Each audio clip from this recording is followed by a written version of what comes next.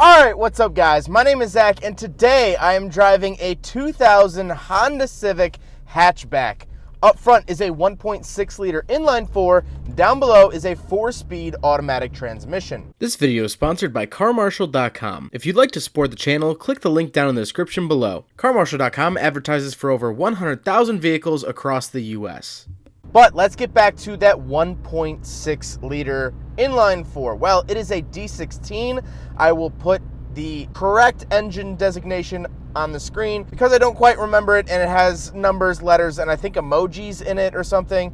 I can't remember it. But it is a non-VTEC engine. If you went up to the EX trim level, you would get VTEC, which gives you a little bit more power at the top end. The only way you're going to get VTEC in this car is to have your friend down the street install a VTEC head from the junkyard for $20 and a case of Modelo's. And so, this car revs slower than a VTEC car would. However, that does not mean that it is slow. Well, slow revving. It's a slow car, but it's not slow revving. It's kind of fun to sort of wring this thing out. And of course, I'd love a manual transmission, but we have the automatic, and we'll talk about that later on. But it's a spry little engine. Now, the D16 is similar to the 12A rotary in the fact that some people build them, but if you want power, you swap to the better engine, which is the B series, either 13B or B series for here in Honda. That's just kind of what you do. Now, I'm sure I'll get hate comments saying, oh, I got 400 horsepower out of a D series once. Okay, but I'm sure you spent a lot more money than you would have with a B series. So, still not a brag. Now, let's talk about the transmission. Transmission is a 4-speed automatic and is the first time that I've driven an older Honda like this that is automatic. And honestly, it's not bad. It's not great. It's a 90s automatic transmission. It's shifting. It's doing that. It's not the best. I would definitely prefer a manual just because I always praise Honda for having the best shifters around. I have driven a lot of cars. Most stunningly, I drove a gated 6-speed manual Audi R8, and I like the shift feel of a Honda better than that. That's how good Honda shifters are. That's not bashing the R8. That's praising Honda shifters. And so, of course, we don't have that sort of shifter feel here in the automatic, but that's okay. Last but not least, of course, the Civic is front-wheel drive. And really, the overall driving feel is this car is pretty light. It's around 2,500 pounds, give or take, and it's pretty light and fun. It feels light and fun. I don't have giant A-pillars, so I have tons of light, tons of visibility. Even the rear visibility isn't that bad for being a hatchback. It feels light. I feel more connected to the car than more modern economy cars. And overall, the driving experience, even with an automatic, is great. It's fun. I'm having a good time. So let's talk about the interior. Well, in front of me, I have 3 main gauge pods. On the left is my coolant, in the center is my speedometer, and on the right is my fuel and what gear I'm in. I don't actually get a tachometer, but who really cares? It's automatic. On the steering wheel, all I have are 2 horn buttons. That's it. And to the left of me, I have a dimmer switch. On the door, we have crank windows, manual locks, and a little handle, I guess. And in the center, we have 2 heating and cooling vents, a radio that has since been changed out. This is not the factory radio because every radio from the 90s is trash. And to the left of both of those, we have our climate controls, as well as at the bottom, we have our defrost, AC, and recirculating. It's all very plain and simple. Down below, we have 2 cup holders, then we have the shifter. It looks proper. Park and neutral are in red, which is interesting, but other than that, it looks like every other shifter. Then we have the physical parking brake and what I can only assume would be dead switches. Now, the seats are nice and comfortable. They are cloth. The DX, which this is a Honda Civic DX, the trim level, the DX is not the highest of trim levels. It was a lower end, lower tier trim level. It's not the base, not the bottom. It did come with an AM/FM radio, but it's not top trim. And so the seats sort of reflect that. They are cloth. It is what it is. They're very comfortable. 90s cars really were comfortable. But we do have back seats, so let's do a back seat review. All right, so obviously this seat is moved up a lot because there's no easy mechanism to move it up. I had to use the front bar and I can't reach the front bar now. But looking over here, I have good headroom. But looking over here, I have good legroom and I have good headroom. This is actually a good back seat. This isn't even that bad. Honestly, there are some economy cars that are even 4 doors that the back seats are about this. I don't really have any amenities or anything.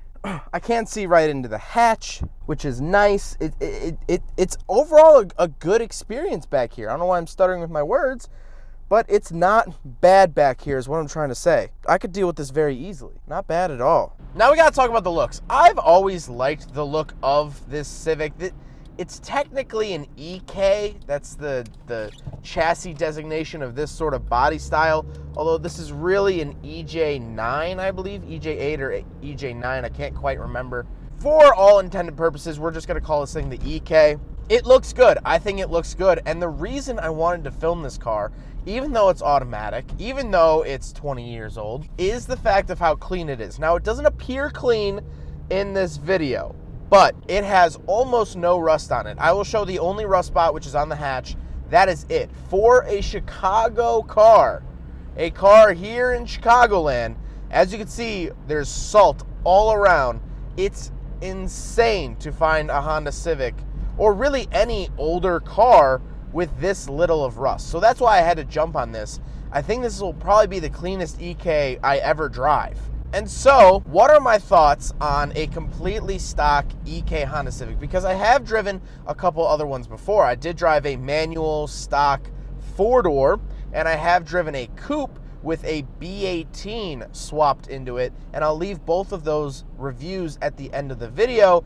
If you're seriously looking at making power, I'd look at the B18 swapped Civic, because once you swap to a B18, you have a lot more parts that are available and at your disposal. But this completely stock Civic has really opened my eyes to what really was the selling point for this car so long ago, which is the fact that it's light, it's fuel efficient, and it's kind of fun. Now, I'm not breaking land speed records. I'm not getting, record lap times in this thing. But for an economy car, for a car that you're gonna have to get in every single day and go to your job that you don't quite love and come home to an apartment that you can't afford, maybe this is getting all too real for some viewers. This doesn't punish you for buying an economy car. This doesn't punish you for getting the cheaper option. It's still fun. Sure, you don't have the features, but it's still so fun to just sort of zip around in. That's what modern economy cars lack. They get better fuel efficiency,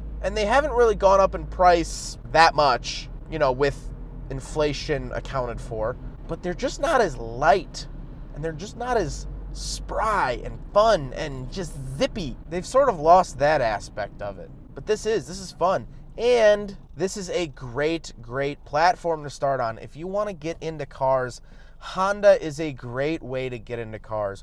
Pretty much most of their parts are mix and match. You could pretty much toss any other Honda motor in here without too much trouble. You could do a B18 or a B20 or, anything from a similar era, you could toss in here pretty easily. You could toss a CR-V motor in here. You could toss a Civic Si motor in here, an Integra motor in here. It all kind of mixes and matches. And so that makes finding parts really easy. It makes learning how to work on it very easy. It's very easy and very cheap. And so if you want to get into cars, this is great. This is a great car to get into cars with. Or if you just want a cheap little commuter car, it's not bad. Now, my honest opinion is that I don't really like Hondas for the sole purpose that I drive a Mazda.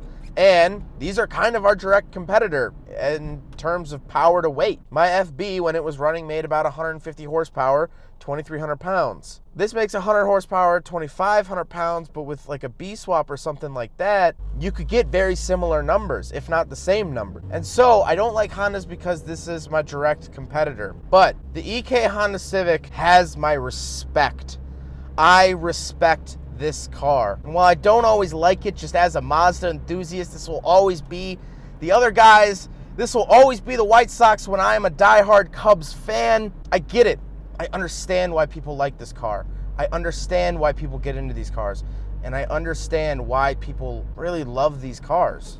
I think really if one thing would have been different about my childhood, I would probably be into Hondas. And that's the truth of it. Well, I hope you guys enjoyed the video. Huge thank you to my good friend Gavin for letting me take out his clean Honda Civic. This is just This is the best example of an EK I'm gonna find probably ever, especially here in Chicagoland. But huge thank you to him for letting me take the thing out. I absolutely love it, and I hope you guys did too. But I hope you guys enjoyed the video. Don't forget to rate the video, comment on the video, and subscribe if you really liked it. Take care, guys. There goes a sight from my soul.